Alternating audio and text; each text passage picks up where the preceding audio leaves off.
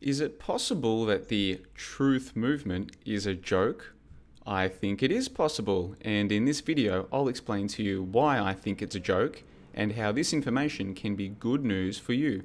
But before we go any further, I want to take a look at Plato's cave. You may or may not be familiar with the allegory of Plato's cave, but the basic idea is this. If you were to take a whole bunch of people and raise them below the surface where all they see is shadows on the wall, then they would grow up to believe that the shadows on the wall were real. And then if somebody came along and said, hold on, I used to think those shadows were real, but then we found this hole to get out and everything's totally different. Those shadows on the wall are fake. All of those people who grew up thinking the shadows were real, they wouldn't even be able to understand what you're saying, because to them the shadows are real. They would actually get angry at you for trying to explain there's someplace better. That's the allegory of Plato's cave. I'll put a link to that in the info box. You can go and check that out for yourself. Look into it. You know, Plato, this ancient philosopher from thousands of years ago, I'm sure you've heard of him.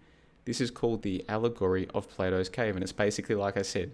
You grow up thinking the shadows are real, you might not be able to understand the people who are trying to tell you, nah man, there's fresh air out there. Now, getting back to why the truth movement is a joke, 9/11 is a great way to start looking at how much of a joke the truth movement is. Most people in the truth movement believe that old mate Osama bin Laden is fake. They don't believe in him. They think that either he did exist or he didn't exist, but he wasn't responsible for what happened on 9/11. And they also think that the towers did not come down from a collapse due to fire. So they disagree with the official story about this guy, and they disagree with the official story about this guy. But then, when it comes to the planes on 9/11, most people in the so-called truth movement still believe that a plane can just get sucked into a building. They don't seem to have any understanding of Newtonian dynamics or Newtonian mechanics, or this basic idea of if something goes into a building, it should slow down as it's entering the building. Even if an aluminium plane could enter the building, it should slow down as it's doing it because the building is pushing back against the plane. But most people in the truth movement don't see a problem with this footage. They actually think a plane went into the building. And then with the 3,000 dead, they actually believe that 3,000 people died that day. For no other reason then, that's the story that they're told. So they don't believe the official story of Osama bin Laden, and they don't believe the official story of the buildings coming down, but they do believe the official story of planes going into the building, or that it's even physically possible, and they do believe in the 3,000 dead. They've got no evidence that he's real, so they don't believe he's real. They've got no evidence that this can happen, so they don't believe it can happen. They've got no evidence that this can happen, but for some reason they believe it can happen.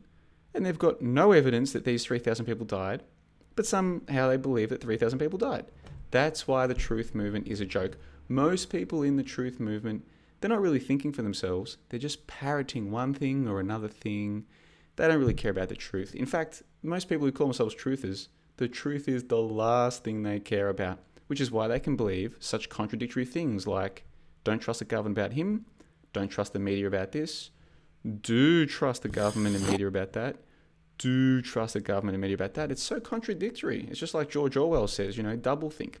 Most truthers, man, they're completely gone. If you're interested in listening to the opinions of people who are happy to question all elements of 9/11, there's a link in the info box below to a podcast available completely for free. It's about 2 hours long, covers a range of topics, but in particular, this idea of, hey, 9/11, is it okay to question 9/11?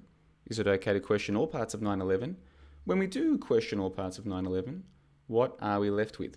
Link in the info box below. I recommend you go and check it out. But in the meantime, those of you who think there's really a truth movement, all this kind of stuff, man, I